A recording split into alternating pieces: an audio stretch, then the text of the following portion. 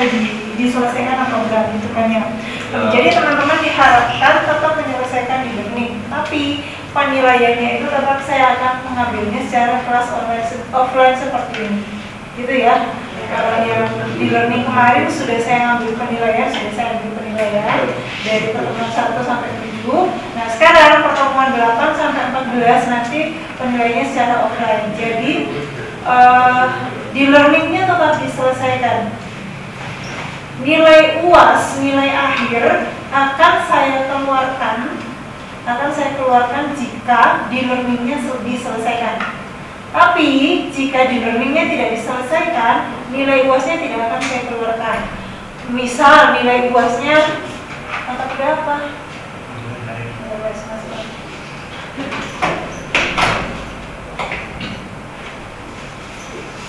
Misal nanti misal nilai akhirnya adalah A, tapi karena di learningnya tidak diselesaikan, maka nanti di nilai KHS-nya itu nilainya tetap E kalau di learningnya tidak diselesaikan. Jadi nilainya sebenarnya ada, cuman tidak saya keluarkan karena di learningnya tidak selesai. Kalau di learningnya selesai, baru nilainya saya keluarkan. Itu ya. Oke. Yang pertama, yang kedua, kelas kita itu mulainya jam 14.40, berarti jam 2.40. Kenapa tadi saya mulai jam 3? Karena tadi ada rapat rutin FEB itu setiap Rabu. Terus minggu depan itu saya ngisi kegiatan FEB. Biasanya cuma jam 1 sampai jam 2. Oke, gini aja deh. Saya nggak tahu minggu depan itu tepat selesai jam 2 atau enggak. Saya takutnya molor. Jadi minggu depan itu kita tetap mulai jam 3 ya. Karena minggu depan itu jadwal saya ngisi acara di FEB. Gitu ya. Jadi di FEB itu setiap hari Rabu kegiatannya jam 1 itu khusus dosen. Jam 1 sebenarnya jam 1 sampai jam 2, tapi biasa itu jam 1 sampai jam 3, nggak menetap. Jadi takutnya nanti saya belum selesai sudah jam perkuliahan kita. Jadi Rabu depan itu kita mulainya tetap jam 3 ya, karena saya ngisi kegiatan di FEB Rabu depan. Gitu. Nah, ini jam. Nanti kalau Rabu berikutnya lagi minggu depan. Ini pertemuan beberapa 10, pertemuan 11 kita masuk jam 3, pertemuan 12 nanti baru kita atur lagi jadwalnya ke awal, karena Rabu depan itu saya harus ngisi acara di FEB. Nah, teman-teman, karena kita masuknya jam 3, saya itu tipe orang yang nggak suka telat kalau dalam kelas gitu. Jadi Rabu depan itu kita kan mulai jam 3 Rabu depan. Teman-teman jam 3, kalau jam 3 terus saya sudah di dalam, pintunya sudah saya tutup, kalau kita masuk ya itu alfa kayak tadi ya. Karena ini baru saya mulai pelan-pelan kayak tadi. Kalau telat kayak tadi sebab kita masuk dan itu alfa. Begitupun kalau jam 3 saya nggak ada, kalian pulang aja, nggak usah dicari. Oke, jelas ya? Jelas. Nggak usah ditanya lagi buat ini gimana. Kalau sudah jam 3 saya nggak ada, teman-teman pulang aja. Gitu ya. Tapi kalau jam 3 saya sudah di dalam, pintunya di luar, kalian yang pulang, jangan masuk. Itu yang alfa. Ya. Oke. Paham ya sampai sini ya? Jelas. Kita masuk ke materi tes psikologi. Teman-teman sudah pernah melakukan tes psikologi nggak? Pernah? Pernah? Dalam rangka apa itu tes psikologinya? SMA. Ujian masuk SMA. Berapa nomor tes psikologinya? Berapa nomor? Banyak. Banget. Banyak banget. Sampai 100 nomor gitu? Udah sampai 50? 50 nomor aja. Tes masuk SMA. Siapa lagi yang pernah pakai tes psikologi? Apa? Buat SIM. Oh, buat SIM ada tes psikologinya. Teman-teman yang lain buat SIM pakai tes psikologi? Pakai. Apa itu? Setahu saya kalau buat SIM itu tesnya itu arah kanan, belok kanan, belok kiri, posisi stop dan bla bla bla. Ada. Berapa nomor? Oh, masih sedikit. Itu berapa range waktu pengerjaannya berapa lama?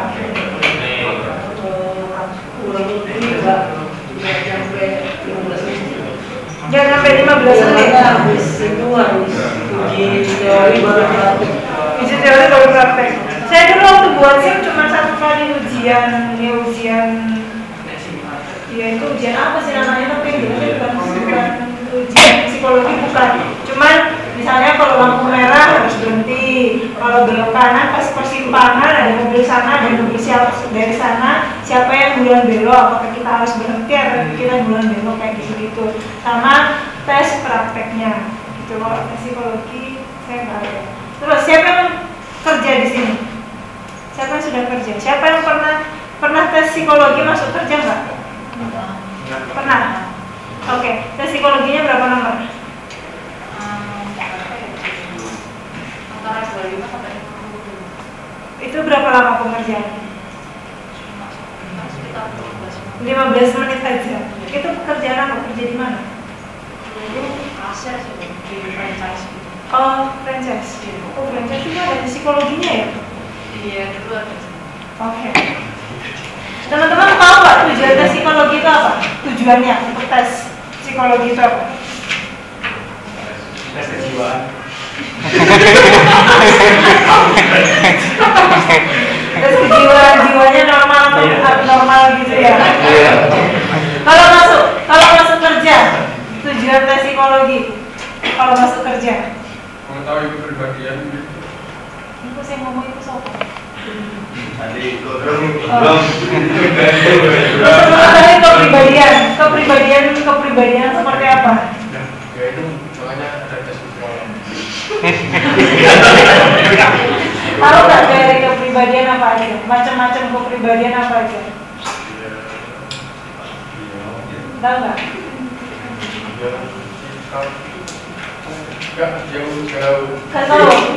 Nggak tahu. Pernah tahu apa enggak? Macam-macam kepribadian apa aja? Tahu nggak? Nggak tahu. Nggak tahu. Pernah dengar extrovert, introvert? Iya.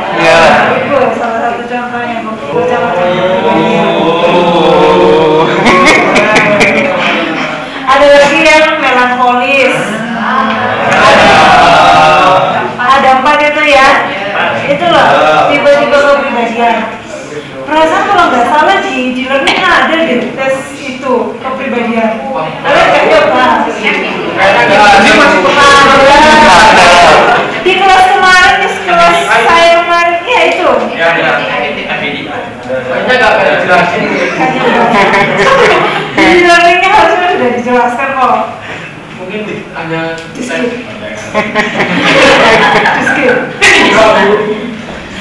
Ya itu salah satu contoh. Ada banyak sih alat untuk mengecek tes psikologi itu, alatnya banyak, bermacam-macam, bervariasi. Karena kebetulan saya bukan orang psikolog, jadi saya nggak paham bermacam-macam alatnya itu. Yang akan kita coba nanti itu adalah secara umum aja, ya, secara umum gitu. Nah, tes psikologi pada dasarnya tes arti kata tes itu sebenarnya dari bahasa Prancis kuno, itu berupa tes atau piringan yang mengisikan logam. Jadi dalam bahasa Indonesia itu artinya ujian atau percobaan. Jadi tes itu kata dasarnya itu dari bahasa Prancis, di mana para ahli mengartikan bahwa tes itu alat ukur yang mempunyai standar objektif sehingga dapat digunakan secara meluas serta dapat betul-betul digunakan untuk membandingkan keadaan psikis atau tingkah laku individu, kayak tadi tingkah laku normal atau abnormal gitu kan. Dengan adanya tes psikologi itu bisa tahu kepribadian teman-teman itu seperti apa. Anda masuk introvert kah, ekstrovert kah, melankolis kah, saya lupa itu tipe 4 itu saya lupa. Yang sering disebutkan itu adalah introvert dan ekstrovert, itu yang sering. Dan yang kedua, para ahli mengatakan pengertian tes rangkaian tugas yang diberikan kepada individu atau sekelompok individu dengan maksud untuk membandingkan kecakapan antara yang satu dengan yang lain. Jadi tes psikologi itu bukan hanya untuk mengetes mental kalian, gitu. Bukan hanya untuk ngetes kepribadian, tapi bisa ngetes minatnya apa, keahliannya apa. Dia teman-teman ini DKV. Misalnya ada yang fotografer, tapi fotografernya fotografer yang seperti apa? Kan ada yang biasa street, ada yang biasa alam, terus ada yang apa lagi? Macam-macam yang fotografer itu. Apa mana itu? Makanan, produk gitu kan, foto produk, macam-macam. Setiap orang pasti punya keahliannya sendiri. Kecakapannya apakah dia lincah, apakah dia cepat mengerjakan sesuatu, atau dia tipe orang yang slow, yang lambat gitu. Itu dari tes itu bisa diketahui gitu ya. Nah, fungsi dari tes, ada beberapa fungsi dari tes. Yang pertama, mengukur perbedaan antara individu atau perbedaan reaksi individu yang sama terhadap berbagai situasi yang berbeda. Mungkin tes psikologi yang teman-teman pernah ikuti itu masih sederhana. Karena biasanya ada tes psikologi yang mungkin sampai 100 atau 150 soal, tapi dikerjakan dalam jangka waktu 20 menit atau 30 menit.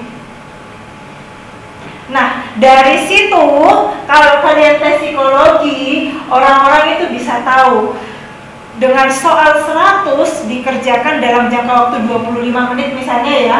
Dari soal 100 dikerjakan dalam jangka waktu 20 menit, bagaimana reaksi teman-teman ketika mengerjakan soal.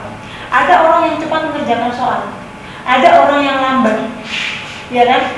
Ketika dia sudah lelah, sudah letih, lesu, nggak mampu mengerjakan soal, kira-kira itu reaksinya seperti apa? Itu biasanya dipantau lewat CCTV. Coba kalau misalnya kalian tes psikologi itu, perhatikan ruangannya ada CCTV atau enggak. Kalau ada CCTV, itu mereka bisa melihat tingkah laku kalian ketika mengerjakan soal. Karena ada orang mengerjakan soal bolak-balik gini kan, soalnya bolak-balik, ada yang fokus gini, ada yang duduknya lurus, ada yang duduknya bungkuk. Itu bisa menunjukkan karakteristik dari orang itu.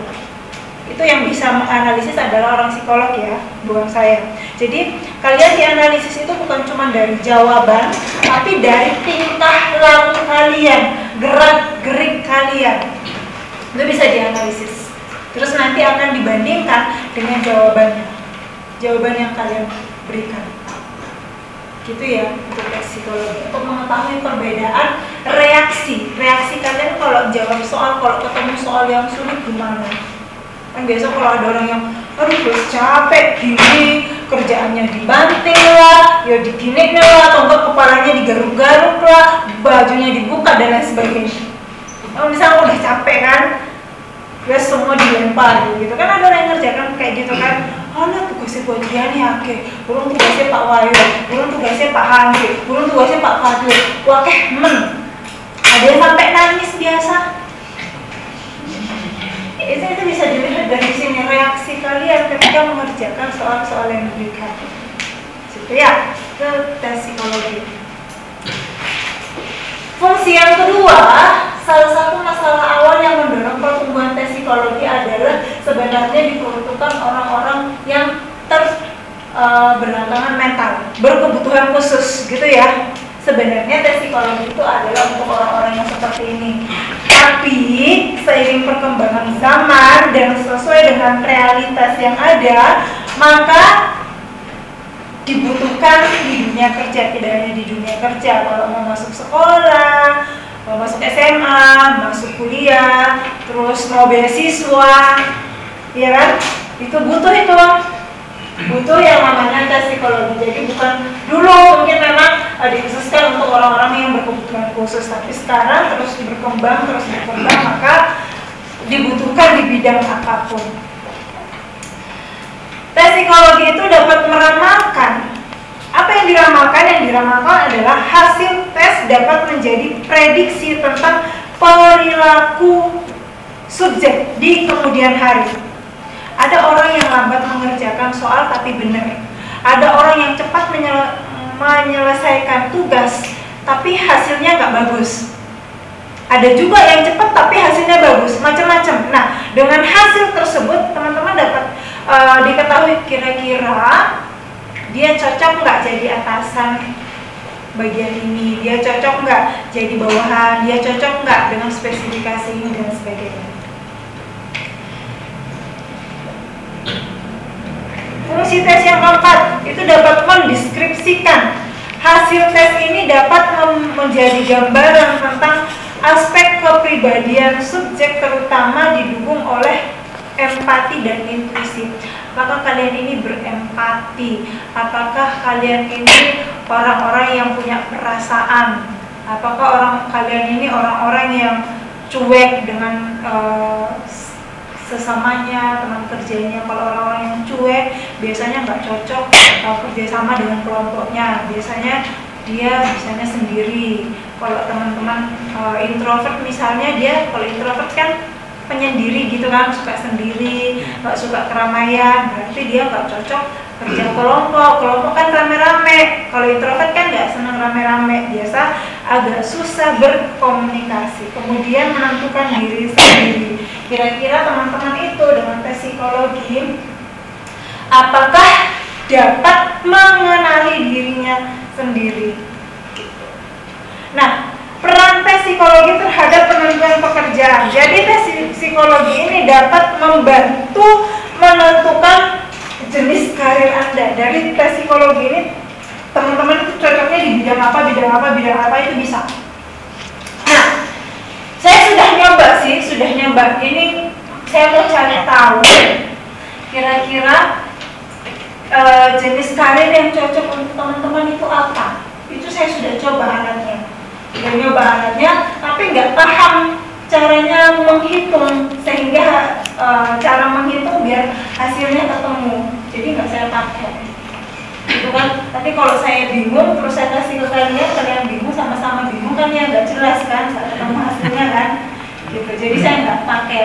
Ada beberapa alat tes psikologi, saya searching, ketemu itu bagus, bisa dites untuk teman-teman pakai gitu. Tapi saya kan harus nyoba dulu kan. Kalau saya nggak bisa, ya mungkin kan saya kasih ke teman-teman gitu kan. Saya nyoba, nggak ketemu caranya, jadi saya nggak kasih. Saya ngasih satu aja nanti. Jadi dengan adanya psikologi ini dapat membantu menentukan jenis karir, di mana jenis karir ini tentunya sesuai dengan kepribadian, minat dan kemampuan teman-teman. Nah, yang paling umum di tes, yang paling umum ditemui adalah tes kepribadian. Nah, jenis-jenis tes kepribadian ini ada banyak sekali, macam-macam. Para ilmuwan mengembangkan tes kepribadian. Kalau teman-teman bertanya, Bu, kira-kira tes kepribadian yang mana yang bagus? Saya nggak bisa jawab karena saya tidak paham teorinya dan tidak pernah mempraktekkan. Nah, kalau teman-teman mau tahu tes yang mana yang bagus, teman-teman tanya sama orang psikolog. Ya, karena yang paham itu adalah mereka. Kita ini hanya belajar teorinya, bahwa kalau kita masuk melamar pekerjaan nanti ada yang namanya tes psikologi. Tujuan tes psikologi itu ya ini tadi, untuk menentukan jenis pekerjaan kita, jenis karir kita yang sesuai dengan kepribadian, minat dan juga kemampuan yang kita miliki gitu. Saya melamar pekerjaan. Saya mau melamar pekerjaan di bidang fotografer khusus foto-foto wedding misalnya, khusus foto-foto wedding. Tapi setelah dites psikologi ternyata kita nggak cocok di wedding, kita cocoknya di alam misalnya seperti itu. Setelah hasil tes psikologi bisa seperti itu. Nah, yang sekarang yang mau kita coba adalah tes kepribadian. Dalam psikologi ini terdapat beberapa faktor kepribadian yang nanti dari tes tersebut kita akan tahu kita posisi yang mana. Setiap kepribadian tentunya memiliki ciri-ciri khusus yang dapat digunakan untuk menentukan hasil karir yang cocok. Saya mau nyoba tes. Caranya adalah ada 4 sesi. Saya akan ngasih soal di sini, akan tes kepribadian teman-teman itu posisinya kepribadiannya yang mana. Akan ada 4 sesi. Masing-masing sesi itu ada 5 pertanyaan. Pilihannya ada A dan B. Nanti kalian catat di sesi pertama jawaban yang paling banyak itu apa? Apakah jawaban A atau jawaban B? Jawaban yang terbanyak itulah posisi kepribadian teman-teman. Paham ya? Jadi ini saya kasih soalnya, teman-teman bisa hitung di catatannya atau bisa hitung di HP-nya Kak, untuk mengetahui kepribadian teman-teman itu posisinya di mana, gitu. Sebentar, saya buka dulu.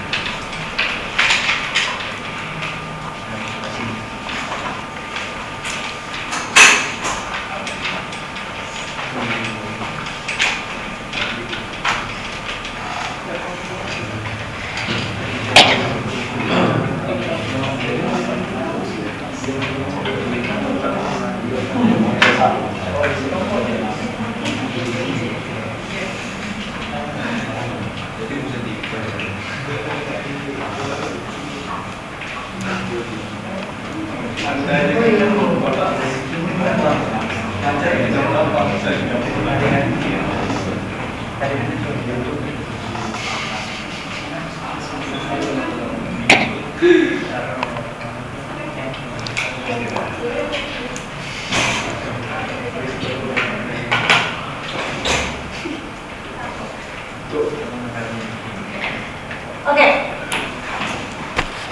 Ada 4 sesi. Ada 4 sesi. Sesi pertama, setiap sesi itu ada 5 soal. Teman-teman pilih jawaban A atau jawaban B. Nanti setiap sesi kalian lihat kira-kira jumlah yang paling banyak itu jawaban yang mana. Gitu. Silakan dipilih salah satunya aja. Ini sesi pertama. Langsung jawab aja. Langsung pilih aja di catatan teman-teman.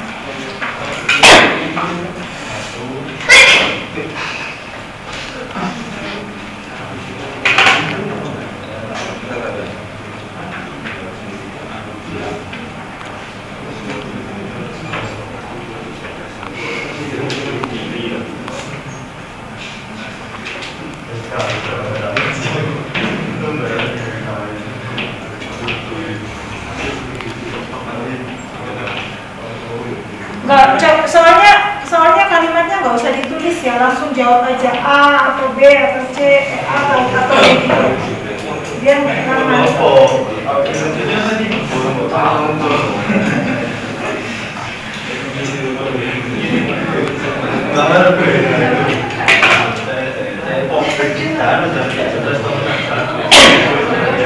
nomor 2 sudah?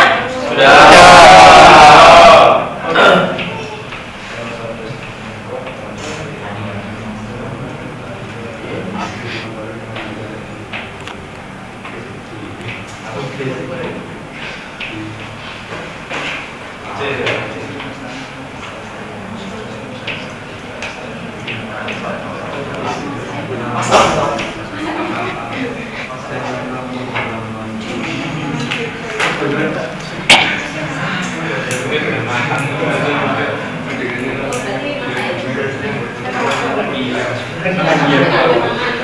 sesi pertama yang terakhir.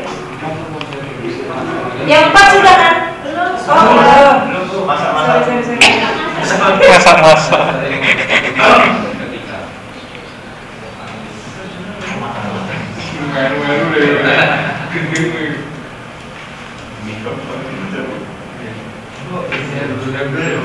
Kalau yang nomor 4 itu saya sering membuat keputusan seketika itu kayak tiba-tiba gitu loh. Sedangkan yang masak-masak itu benar-benar dipikirkan matang-matang gitu loh.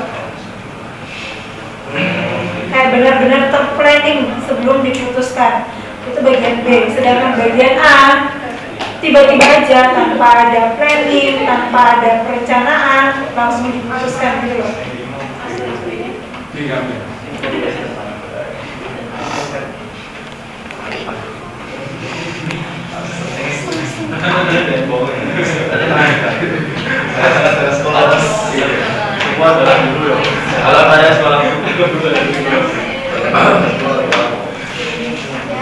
Sudah? Sudah? Oke, kita lanjut ke sesi yang kedua. Sesi 2.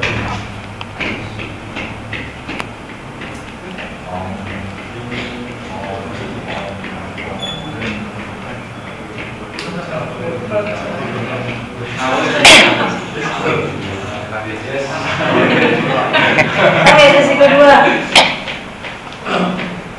Sebentar. Ini sesi kedua. Oke.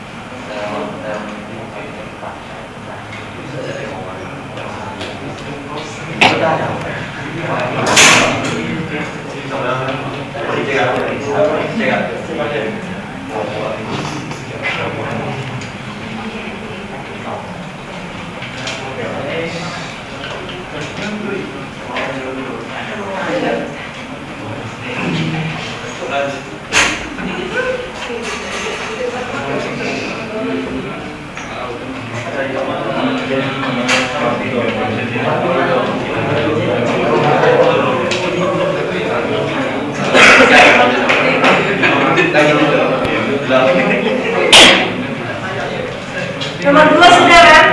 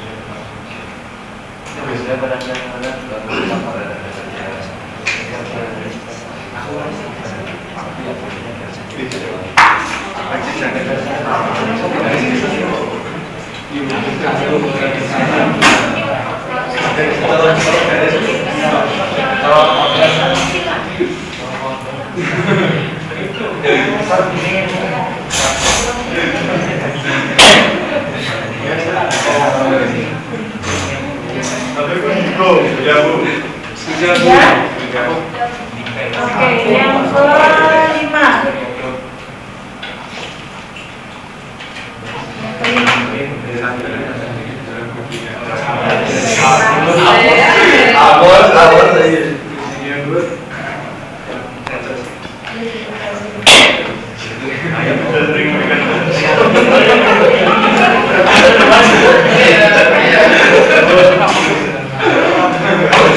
Sudah? Oke, kalau sudah kita masuk ke sesi yang ketiga.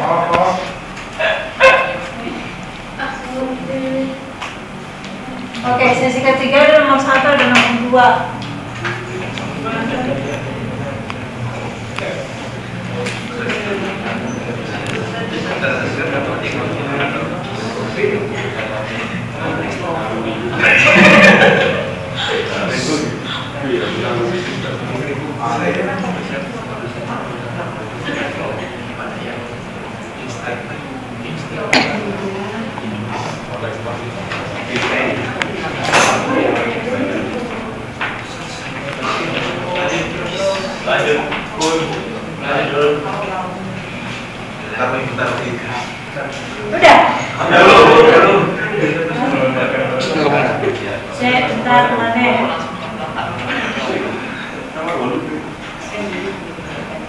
Lanjut.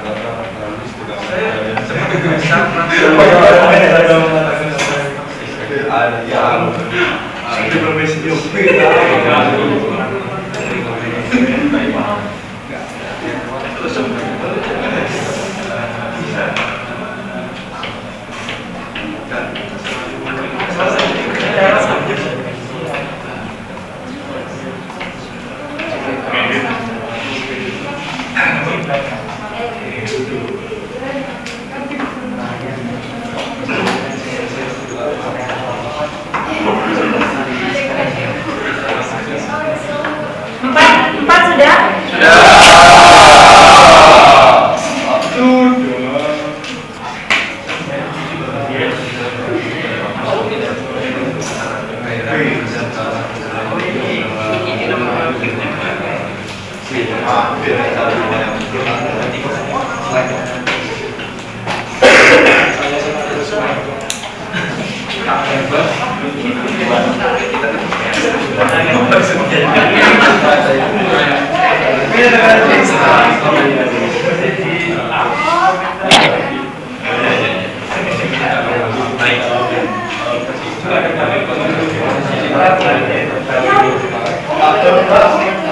Oke, kita masuk ke sesi yang keempat. Sesi keempat. Sesi terakhir. Sesi terakhir, sesi terakhir, sesi keempat.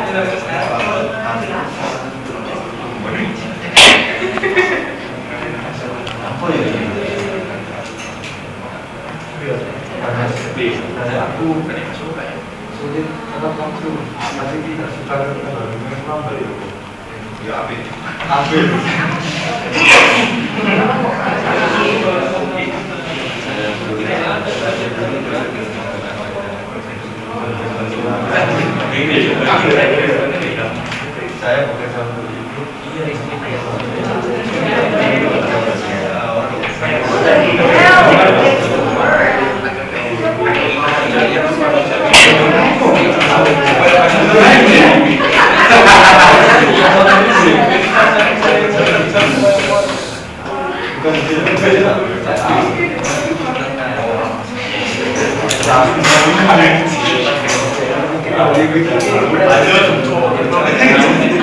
Sudah? Oke, nomor 3 nomor 24.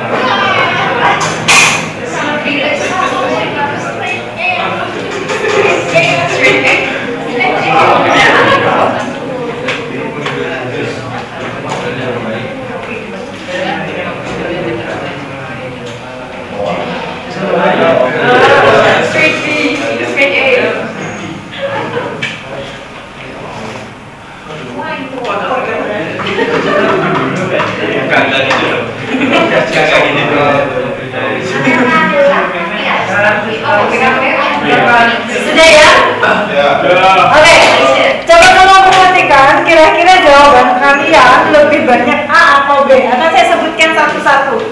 Sesi pertama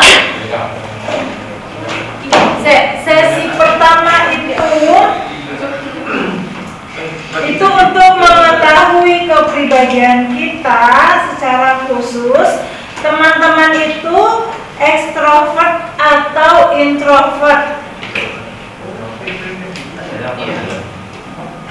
Yang jawaban A itu adalah orang-orang ekstrovert.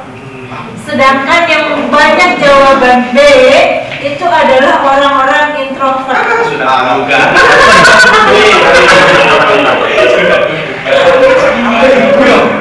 Bisa bedakan ekstrovert sama introvert kan? Ya.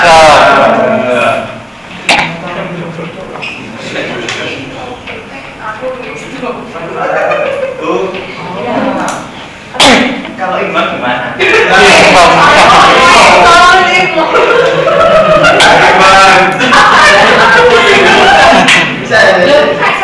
Gak bisa lah, ibu kan soalnya ada 5 kan?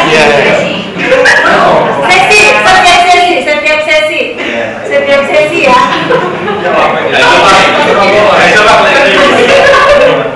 Itu soalnya ada 5 loh, gak bisa imbang loh. Oke, silakan. Iya.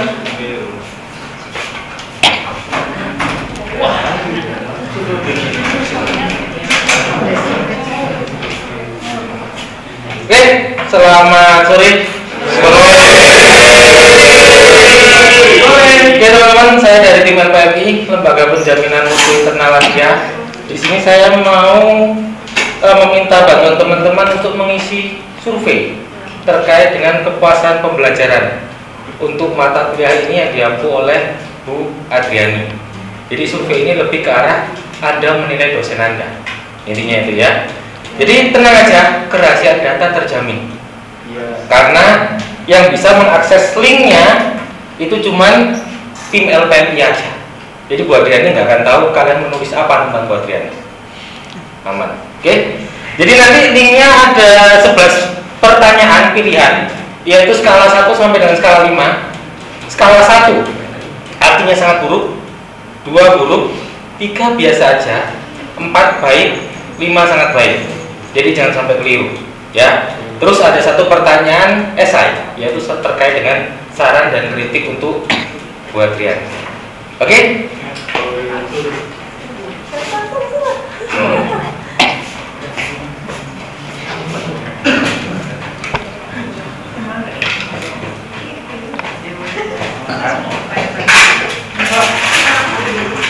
Silakan isi linknya. Jadi bertanya untuk jenis perkuliahannya gimana? Kan kita sempat. Ini kelas apa? E-learning atau? E-learning. E-learning. Berarti harus tulis E-learning. Nah, jadi offline itu adalah kelas yang memang full offline.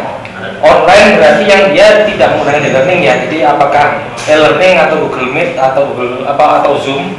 Tapi kalau E-learning tetap, meskipun ini adalah sesi offline, tetap nanti untuk jenis kelasnya dipilih yang E-learning. Mungkin di sini ada yang sudah sempat mengisi di mata kuliah sebelumnya. Ya, Sudah. Nah, berarti udah paham kan tekniknya bagaimana? Nah.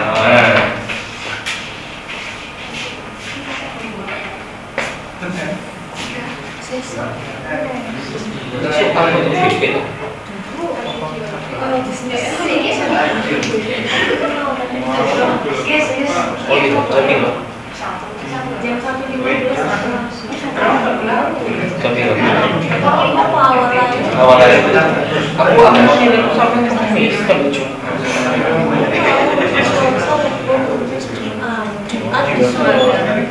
Cuma jam jam 8:05 sampai jam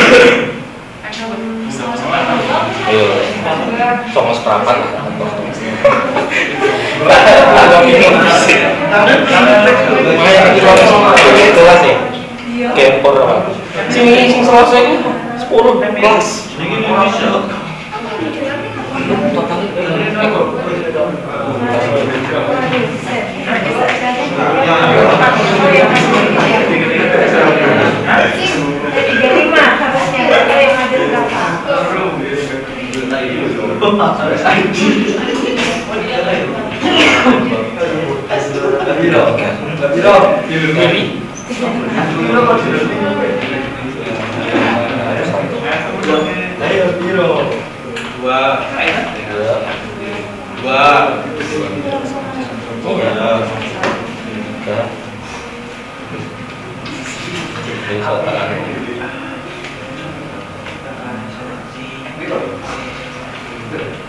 Wow.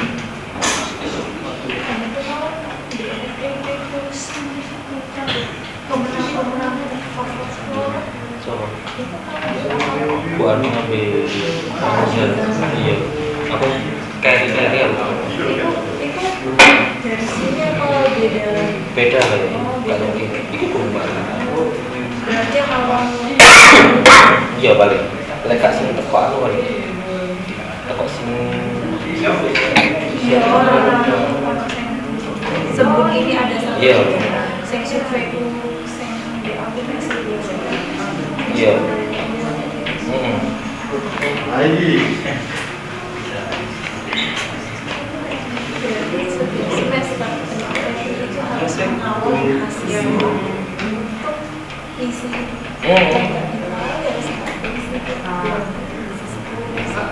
ada sih malah masih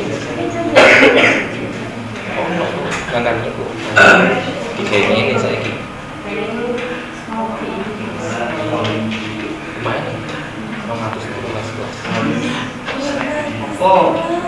13 bagi wong 5 satu orang per 15 gimana waktu itu 12 kelasan Pak iya semester benar semester ini Pak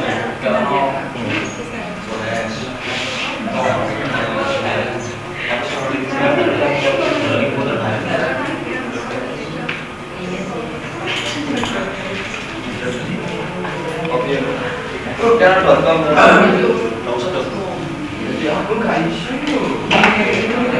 Eh 29 kurang 4 orang lagi Agung John Ya Pak. Selesai. 30 kurang 3 orang lagi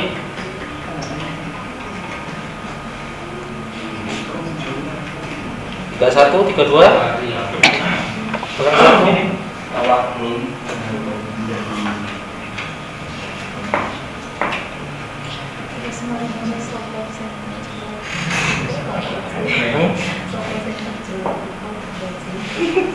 Kak biasanya sudah lebih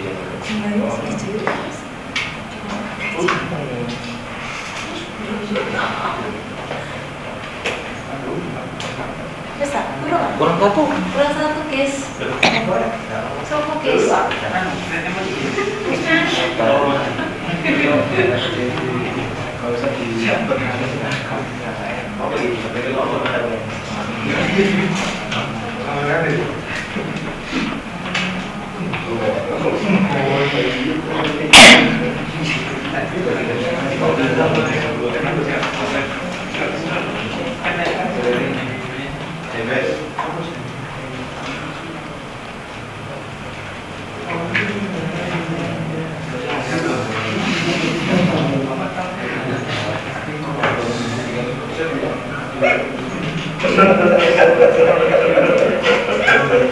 Ayo, yang satu yang belum siapa? Aku. Udah dong. Tapi nomor. Udah dong. Gak usah larian. Munjin.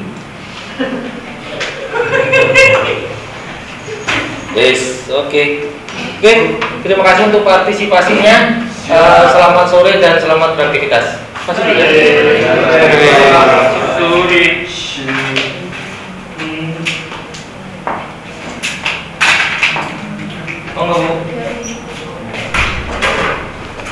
Oke, kita lanjut ke sesi yang kedua. Tadi sudah tahu kan posisinya ekstrovert atau introvert ya?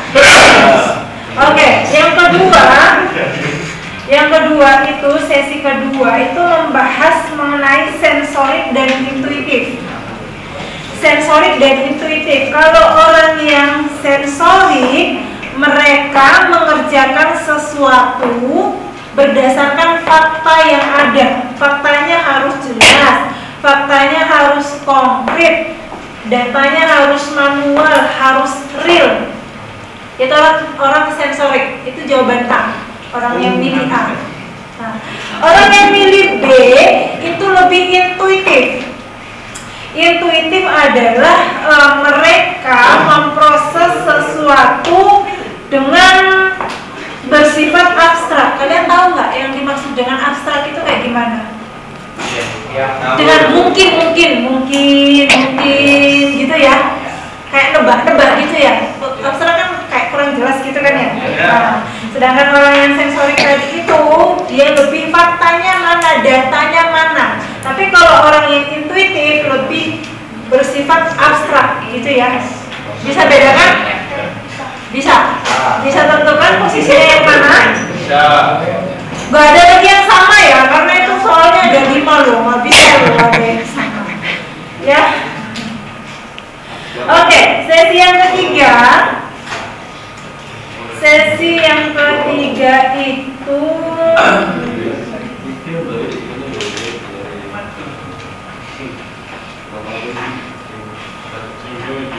orang yang berpikir, thinking atau feeling.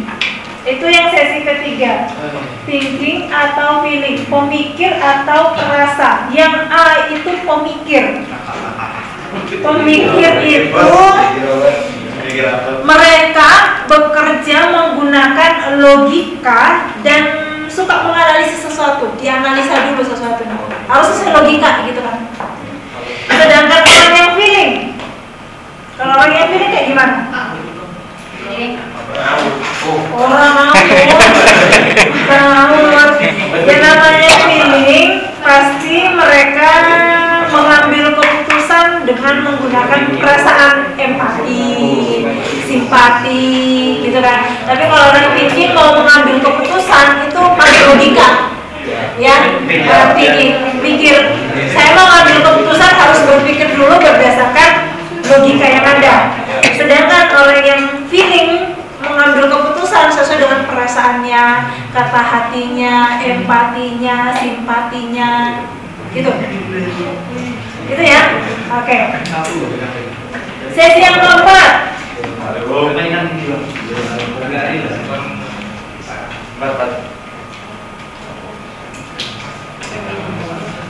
Kalau sesi yang keempat ini,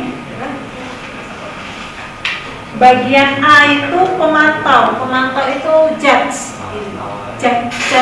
menjudge gitu lah. Tapi menjudge bukan dalam arti yang kamu ini kayak gini, kamu ini kayak gitu, enggak ya? Ya seperti itu. Jadi yang A itu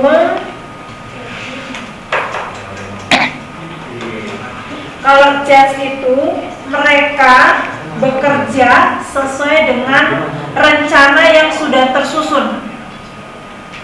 Jadi kalau buat rencana kan ada rencana secara sistematik gitu kan, sistematis. Yang pertama apa yang harus dilakukan, yang kedua apa yang harus dilakukan, ketiga apa yang harus dilakukan. Jadi mereka itu melakukan sesuatu itu secara berurut, secara sistematis. Sedangkan kalau yang bagian B itu orang yang penilai atau istilahnya persaving. Persaving ini mereka melakukan sesuatu atau bekerja secara fleksibel. Tahu kan fleksibel kan?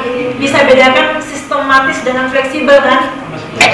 Kalau yang judge itu lebih sistematis, sedangkan yang persaving itu bagian B-nya itu lebih fleksibel. Yuk, bisa ya? Bisa ya tahu posisinya sekarang teman-teman gimana ya? Nah, ini tadi contoh soal ini sebagian kecil. Ini kan cuma ada 5. Satu sesi 5. Kalau yang benar-benar dan sesungguhnya itu semakin banyak soalnya, semakin menunjukkan kepribadian, minat, karakter teman-teman. Jadi semakin banyak soalnya itu sebenarnya semakin bagus, semakin menunjukkan oh kalian ini orang yang lebih kerja secara sistematis pekerjaannya, kecakapannya seperti ini, minatnya seperti ini. Ini hanya salah satu contoh kecil. Nah, kalau kalian tes psikolog pun, tes psikologi itu nggak dibedakan sesi A, B, C, D, itu nggak dibedakan sesi-sesinya. Biasa digabung, ada yang tes psikologinya dalam bentuk gambar, kemudian ada yang dalam bentuk angka, hitung-hitungan, soal cerita, dan lain sebagainya, soal pengenalan, dan lain sebagainya.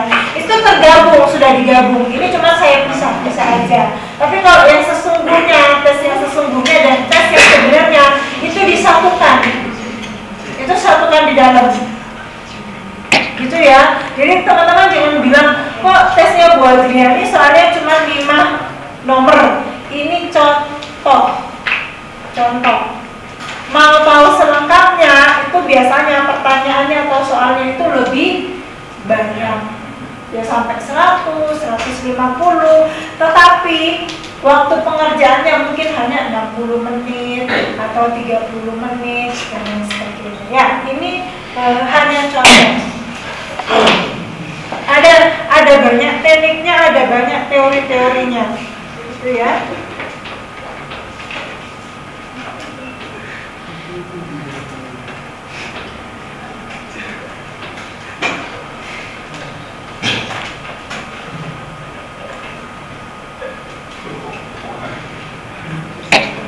Oke, itu salah satu contoh untuk tes kepribadian.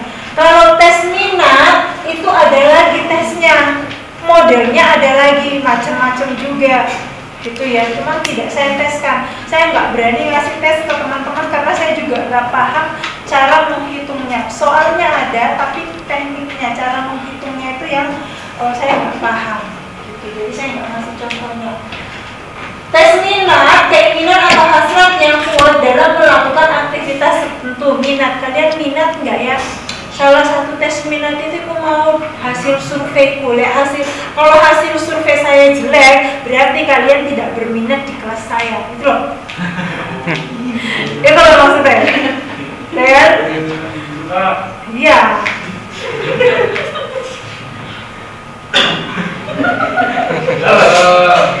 Gitu ya, itu tes minat, beda lagi soal-soalnya. Kemudian tes kemampuan. Setiap pekerjaan membutuhkan kemampuan khusus yang harus dimiliki oleh seseorang untuk dapat melaksanakan tugas dengan baik. Kemampuan khusus. Teman-teman punya kemampuan khusus nggak? Punya kemampuan khusus nggak? Apa kemampuan khusus kalian?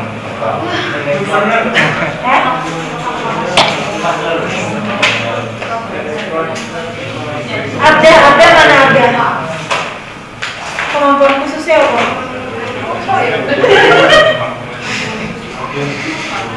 Apa kemampuan khususnya? Nggak tahu. Nah, terus gimana dong mau kerja lo nggak tahu kemampuan khusus? Kemampuan atau keahlian khusus? Konsentrasi apa? Media rekam. Media rekam itu kemampuan dasarnya apa? Terus? Video balik. Udah itu. Gitu. Ya. Terus? Lebih senang ke video atau foto? Foto. Foto. Lebih senang ke foto apa? Foto alam. Alam. Foto traveling ya, lebih ke situ. Itu kemampuan khusus. Ya, itu kemampuan khusus. Jadi itu diasah. Kan macam-macam foto banyak kan? Ya, pilih satu atau dua. Itu jadi keahlian kalian, itu yang diasah, itu jadi kemampuan khusus. Video ada banyak macamnya kan, tipenya kan? Video apa aja sih? Dokumenter, sinematik. Ya nggak sih, sinematik nggak sih? Terus apa mana ya?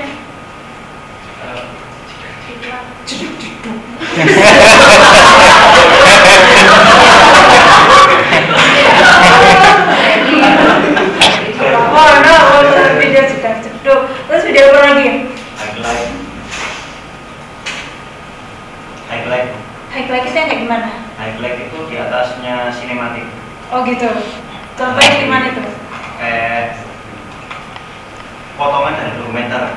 Jadi dia lebih panjang dari sinematik. Oh oke. Highlight. Jadi intinya dari dokumenter itu kan? Iya. Gitu. Itu. Itu ya. Oke. Rangkuman cerita dokumenter gitu. Kayak video-video singkat gitu. Rangkuman. Macam-macam video banyak. Teman-teman mau yang mana? Keahlian atau kemampuannya yang di mana? Video. Kalau mau video sinematik ya video sinematik. Berarti portofolio kalian menampilkan video sinematik. Kayak fotografer tadi, misalnya yang tentang traveling, berarti portofolio kalian lebih ke traveling, gitu kan? Kalian pasti paham lah, lebih paham dari saya. Teori video, kemudian ilustrator itu ada apa aja sih? Apa ilustrator itu kemampuan dasarnya apa? Gambar itu banyak loh. Ada yang gambar animasi, gambar kartun ya, apa gambar komik, apa gambar apa gitu kan, banyak macamnya kan. Nah kalian kemampuannya, keahliannya di mana? Gitu ya. Nah, itu kemampuan. Setiap pekerjaan membutuhkan kemampuan yang khusus. Sama-sama fotografer, tapi dia punya keahliannya tersendiri, punya kemampuan khususnya. Sama-sama videografer, tapi videonya itu pernah nggak sih kalian lihat feed orang lain atau hasil karya orang lain itu lebih dominan video sinematik mungkin. Nah, berarti itu kemampuannya, itu keahliannya di situ. Gitu. Dan yang terakhir, untuk mengetahui pengalaman dan keadaan hidup seseorang. Jadi tes psikologi ini juga dapat melihat untuk menentukan karir seseorang itu dapat dilihat dari pengalaman dan keadaan hidup seseorang. Ini saya kasih contoh di sini, misalnya orang yang memiliki pengalaman di bidang keuangan dan dia memiliki kemampuan matematika yang baik, berarti karirnya itu cenderung orang akuntansi. Nah, kalian kemampuan pengalaman kalian apa? Masuk.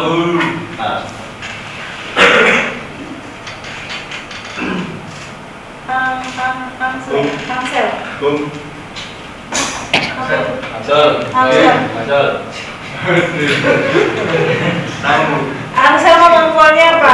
Pengalaman hidupnya apa?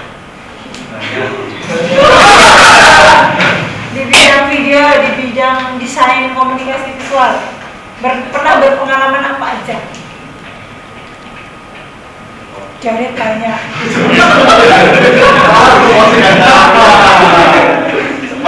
Saking banyaknya dia nggak bisa nyebutkan. Pernah ikut lomba-lomba foto video? Nah, enggak, tapi pas Siapa? Kenapa? Ikut model?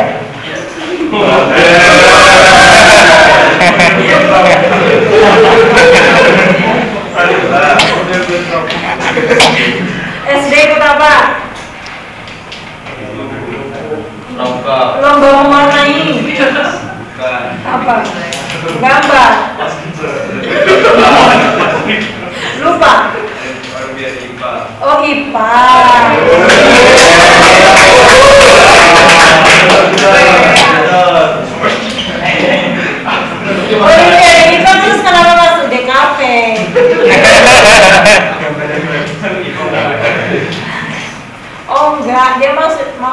DKV biar bisa menggambar struktur anatomi tubuh.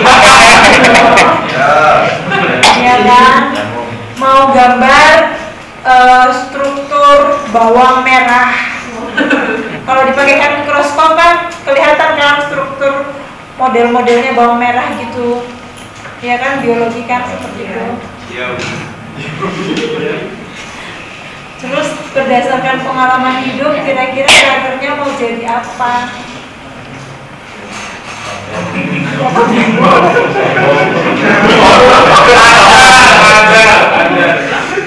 Jadi banyak pengalaman hidup. Pas ditanya, bisa. Oke, kita ini satukan dulu. Pengalaman hidup dan juga keadaan hidup. Keadaan hidup antara orang yang hidup di perkotaan dan hidup orang yang hidup di pedesaan. Misal nih, pengalaman hidupnya dia berkecimpung di dunia fotografer. Tapi dia dari desa. Bisa ditebak dong hasil fotonya seperti apa? Contohnya sawah.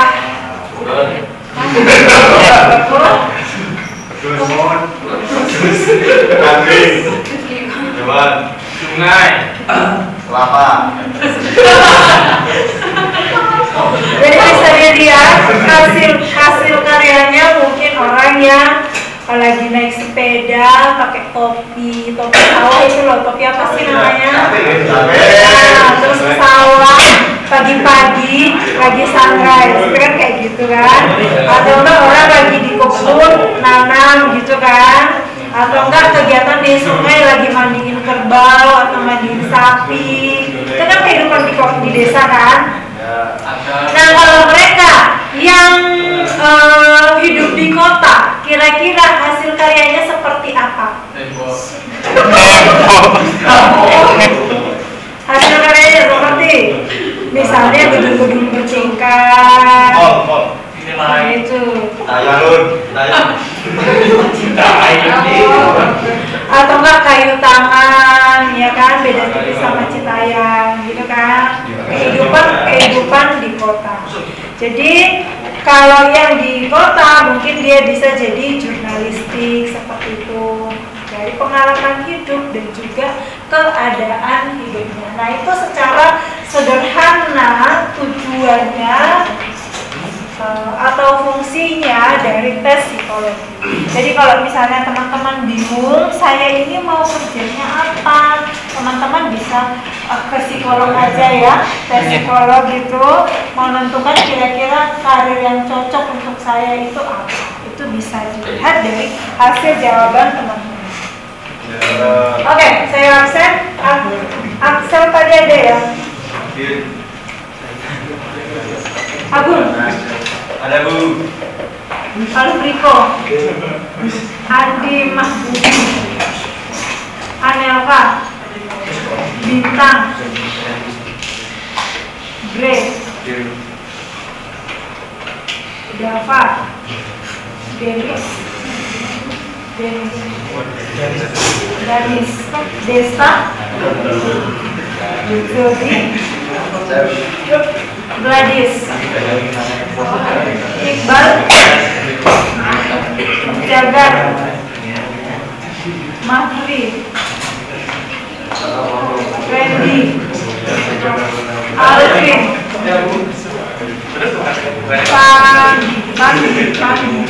Panggi. Ini siapa temannya Panggi nih? Siapa yang kenal Panggi? Muhammad Panggi Pratama. Siapa bestinya?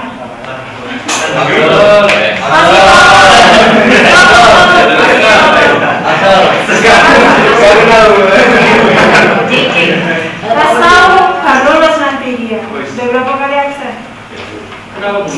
Berapa kali absen yang gak lulus kok? Ilham, Rifki, Oh jauh udah. Munsin, ya. Nurul, Putri, saya, Rio, Rizky Wijaya, ada. Ini Rizky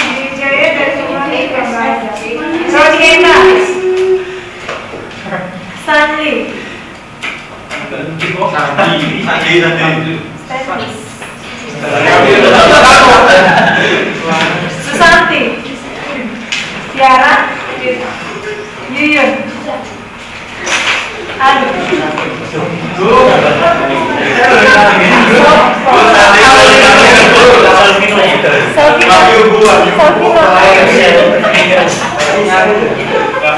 Oh, Selvino. Oke. Sandi Selvino. Sandi apa?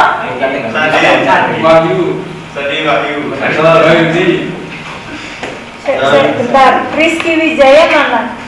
Nggak ada. Roni Eka ada. Sandi Wahyu. Oh, anjing telinga itu.